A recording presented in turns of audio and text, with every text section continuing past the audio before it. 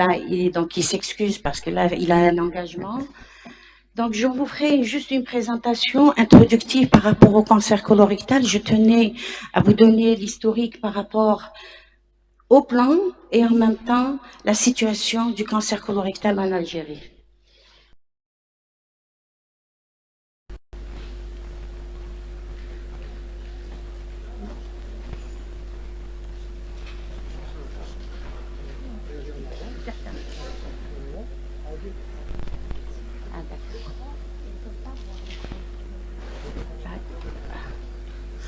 C'est tout, خلاص.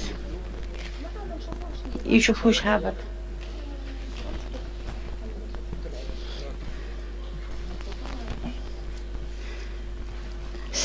Donc, quels sont les outils institutionnels qui nous donnent justement, je dirais, l'information par rapport à la situation du cancer colorectal en Algérie?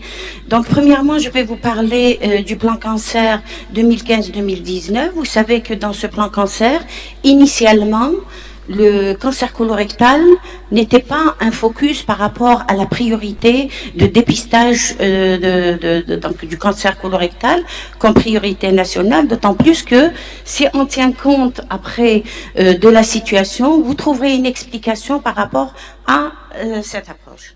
Donc, le deuxième point, c'est de dire que le réseau national des registres du cancer a un peu bouleversé, je dirais, l'approche par rapport au plan cancer et en même temps par rapport aux stratégies à mettre en place. Donc, en 1990, si on tient compte des registres existants, on voit que le cancer colorectal était en quatrième position chez l'homme et en même temps chez la femme. 2014, pourquoi on parle de 2014? Vous savez, quand on donne la situation de 2014, c'est l'évaluation de 2016. Il faut 2 années pour consolider une situation du registre. Donc, c'est en 2014 que, suite au réseau national des registres du cancer, on trouve que le cancer colorectal prend la première position chez l'homme et la deuxième position chez la femme. Certes qu'en 2020, l'évaluation qu'on a faite en 2020 pour lors du SICAN en 2021, les chiffres qui ont été présentés, on le retrouve en deuxième position, mais toujours en deuxième position chez la femme. Seulement, il faut savoir que l'exhaustivité n'a pas été atteinte. Situation du Covid, le personnel de santé chargé des registres était mobilisé pour la Covid et par conséquent, on n'a pas pu vraiment valider les données. On espère que lors de la journée nationale des registres du cancer du réseau national, qui est le 26 octobre de chaque année, on aura cette validation.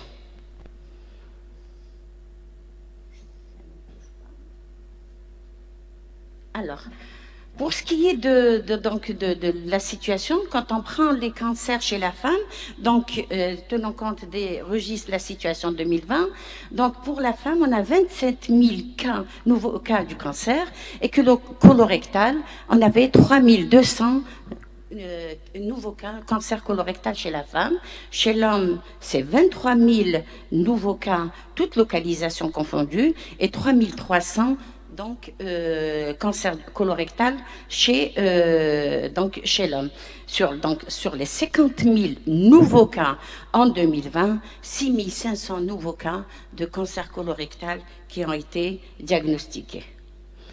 Alors, si je prends la place, le nombre de cas et l'incidence principale des localisations chez la femme, ce qui a été dit ce matin même par le professeur Bouzid, vous voyez que le cancer du sein, dans 14 000 nouveaux cas en 2020, ce qui donne un taux brut de 55 pour 100 000 et un taux standardisé de 62 pour 100 000. Le deuxième cancer prévalent, c'est le cancer colorectum, vous voyez, donc ce que j'ai dit tout à l'heure, 3200 nouveaux cas. Dans l'incidence brute, je dirais le taux brut est de 14,4 pour 100 000 habitants et il est un taux standardisé de 15,5. Le deuxième cancer prévalent, c'est la thyroïde. Vous voyez qu'elle prend de l'ampleur aussi. C'est 1370 nouveaux cas, donc avec une incidence brute de 7,5 et 8 standardisés. Quatrième position, c'est le cancer du col de l'utérus. Vous voyez 1320 avec 5,5 incidence, le taux brut, et le taux standardisé 7. Et cinquième position, c'est le cancer de l'estomac, avec 910 nouveaux cas, avec un taux brut de 4 pour 100 000 et un taux standardisé de 5,5. Chez l'homme, vous voyez que pour 2020, c'est ce qu'on a eu comme situation, donc 3500 nombre de cas, 3500 nouveaux cas de cancer du poumon, avec un taux brut de 17 pour 100 000 et un taux standardisé de 20 pour 100 000. Le colorectum, donc en deuxième position, 3250 cas, avec un taux brut de 13,5 et un taux standardisé de 17. Troisième cancer prévalent chez l'homme, c'est le cancer de la prostate aussi. Donc, tous ces chiffres-là vont nous orienter dans le cadre de l'élaboration du nouveau plan cancer, donc le prochain plan cancer. La vessie, 2500 nouveaux cas avec un taux brut de 10,5 et un taux standardisé de 13,5. Et enfin, l'estomac, la cinquième position plutôt, c'est 1450 nouveaux cas avec 7,5% de taux brut et 9% de taux standardisé. Donc, si on tient compte de cette situation et tenant compte du taux d'accroissement par année du cancer colorectal qui est de 7%, donc ce qu'on est, la projection pour l'année 2025, puisqu'on est pour l'instant, donc 60 000 nouveaux cas à toutes les localisations, et qu'il faut s'attendre à atteindre les 8 500 nouveaux cas de cancer colorectal en 2025. Il faut en tenir compte si on veut mettre un programme de dépistage pour justement inverser la tendance de ce cancer. Donc, ce qu'on pourrait dire que pour les critères du dépistage du cancer colorectal, l'objectif, c'est quoi?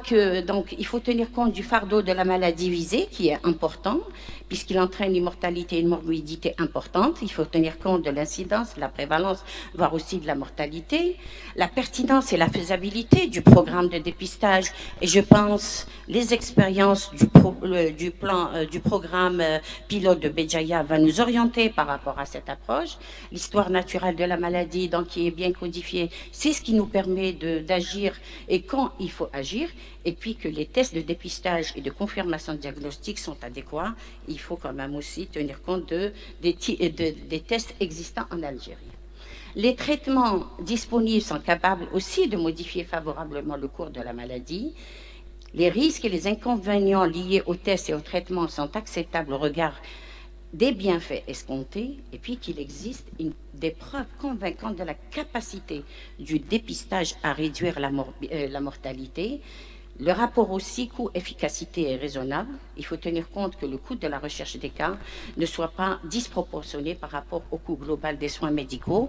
Je pense que ce sont les critères pour instaurer un dépistage et que le dépistage colorectal répond à ces critères.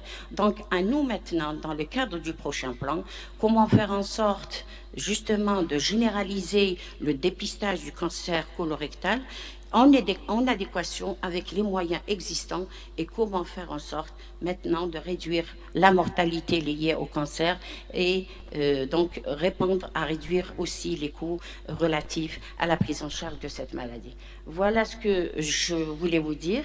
Donc, il faut quand même qu'on puisse tirer profit, je dirais toujours tirer profit de cette expérience de Béjaïa pour inscrire dans le cadre du deuxième plan la nouvelle stratégie pour le dépistage du cancer colorectal et voir sa généralisation à travers le territoire national. Et je vous remercie. Voilà ce que j'avais à vous dire.